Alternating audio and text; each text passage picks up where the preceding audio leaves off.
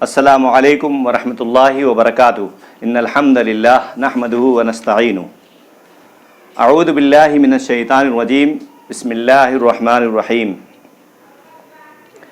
والسابقون الاولون من المہاجرین والانصار والذین اتبعوهم بإحسان رضی اللہ عنہم ورضوا عنہ وأعد لهم جنات تجری من تحتها الانہار خالدین فیہا ابدا ذلک الفوز العظیم وممن حولكم من الأعراب منافقون ومن أهل المدينة مردوا على النفاق لا تعلمهم نحن نعلمهم سنعذبهم مرتين ثم يردون إلى عذاب عظيم وآخرون اعترفوا بذنوبهم خلطوا عملا صالحا وآخر سيئا عسى الله أن يتوب عليهم إن الله غفور رحيم۔ محترم حضرات، میں نے آپ لوگوں کے سامنے سورہ توبہ سورہ نمبر 9 آیت نمبر 100 101 102 کی تلاوت کی، جس میں اللہ سبحانہ وتعالیٰ ارشاد فرماتے ہیں وہ مہاجر اور انصار جنہوں نے سب سے پہلے ایمان لانے میں سبقت کی، اور وہ لوگ جنہوں نے احسن طریق پر اتباع کی، یعنی اچھے طریقے سے آپ کی اتباع کی، اللہ ان سب سے راضی ہوا اور وہ اللہ سے راضی ہوئے۔ اللہ نے ان کے لیے ایسے باغ تیار کر رکھے ہیں جن میں نہریں جاری ہیں، وہ ان میں ہمیشہ رہیں گے، یہی بہت بڑی کامیابی ہے۔ اور تمہارے ارد گرد بسنے والے دیہاتوں میں کچھ منافق موجود ہیں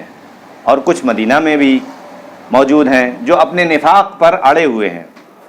انہیں تم نہیں جانتے،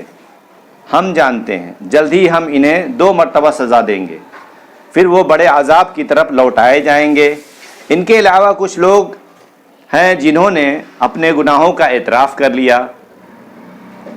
وہ ملے جلے عمل کرتے رہے، کچھ اچھے اور کچھ برے۔ امید ہے کہ اللہ سبحانہ و تعالی ان کی توبہ قبول کر لے، کیونکہ وہ درگزر کرنے والا اور رحم کرنے والا ہے۔ والسابقون الاولون سے مراد غزوہ بدر تک کے مسلمان ہیں، اس لیے کہ فتح بدر کے بعد اسلام ایک مقابلہ کی قوت بن گیا اور دوسرے اموال غنیمت سے مسلمانوں کی معیشت کو بھی تقویت پہنچی تھی۔ یا زیادہ سے زیادہ اس دائر کو فتح خیبر تک وسیع کیا جا سکتا ہے، جبکہ حبشہ کے مہاجرین بھی واپس پہنچ گئے تھے اور مسلمانوں کی معاشی حالت اتنی سنبھل چکی تھی کہ انہوں نے انصار سے مستعار لیے ہوئے کھجوروں کے درخت بھی اپنے واپس لے لیے تھے۔ بعد میں مسلمانوں کو نہ پہلے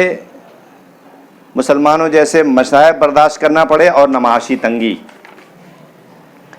تابعین کی فضیلت، سابقین اولین کی طرح متبعین کی تعین بھی اختلاف ہے، کیونکہ جو بھی حد ہم سابقین اولین کے مقرر کریں اس میں متبعین کا آغاز ہو جائے گا۔ بعض کے نزدیک اس مراد باقی صحابہ کرام ہیں، بعض کے نزدیک تابعین بھی ان میں شامل ہیں، اور بعض کے نزدیک تبع تابعین بھی، اور قیامت تک کے مسلمان بھی اس میں شامل ہیں، بشرط کہ وہ سابقین الاولین کی طرح ان کے طریقے پر قائم ہوں، یعنی قرآن و سنت کے پابند ہوں اور اعمال صالحہ بجا لاتے ہوں اور نہایت نیک نیتی کے ساتھ ان کی پیروی کرتے ہوں۔ مدینہ کے چالاک منافقین، یعنی وہ اس قدر ہوشیار اور چالاک ہیں کہ ان کا نفاق اتنا گہرا اور پر اصرار ہے کہ وہ اپنی منافقت کو ظاہر نہیں ہونے دیتے، تاہم اپنی منافقت پر پوری مضبوطی سے جمے ہوئے ہیں۔ عام مسلمان انہیں پکے مسلمان ہی سمجھتے ہیں، حتیٰ کہ آپ صلی اللہ علیہ وسلم اپنی پیغمبرانہ فراست کے باوجود انہیں نہیں جانتے۔ ان کے نفاق کو بس اللہ ہی جانتا ہے، جو دلوں کے ارادوں اور رازوں تک سے واقف ہے۔ منافقوں کو 2 سزائیں ہیں۔ 2 مرتبہ عذاب سے مراد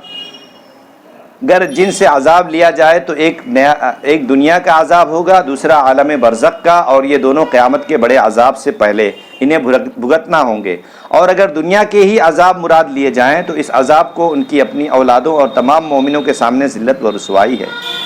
جو ان کے نفاق کی چالوں سے پردہ فاش ہونے کی صورت میں انہیں برداشت کرنا پڑتی۔ دوسرے ذہنی اور روحانی کوفت ہے کہ اسلام کی ترقی کے ساتھ ساتھ دم بدم بڑھتی ہی جا رہی ہے۔ غزوہ تبوک کے پیچھے رہ جانے والے 7 مسلمان جنہوں نے اپنے آپ کو مسجد کے ستون سے باندھ دیا تھا، جب آپ صلی اللہ علیہ وسلم غزوہ تبوک سے واپس تشریف لائے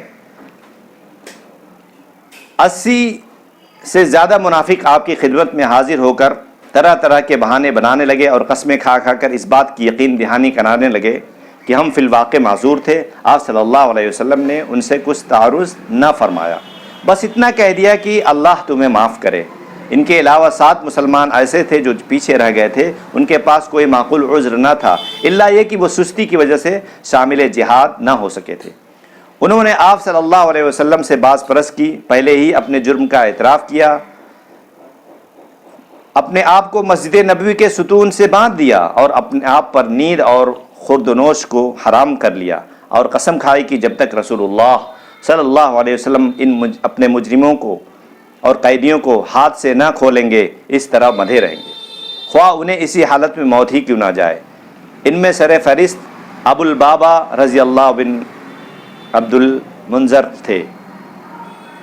جو ہجرت نبی صلی اللہ علیہ وسلم سے پہلے بیعت عقبہ کے موقع پر اسلام لائے تھے،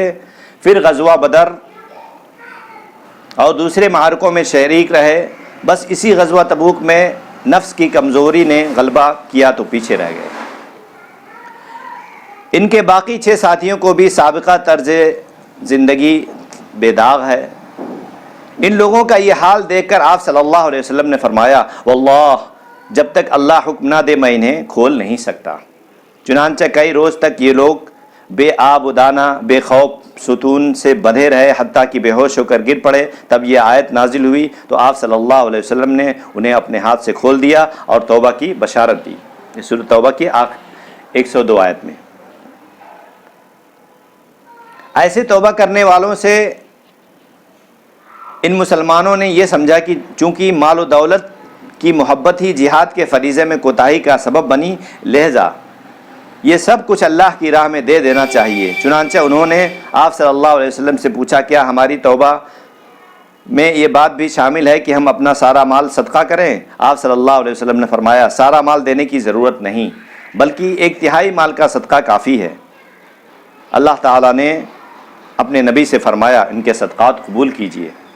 کیونکہ یہ سب مومن اور اللہ کے رسول کے خیر خواہ تھے۔ پھر آپ ان کے حق میں دعا بھی کریں۔ السلام ورحمۃ اللہ وبرکاتہ۔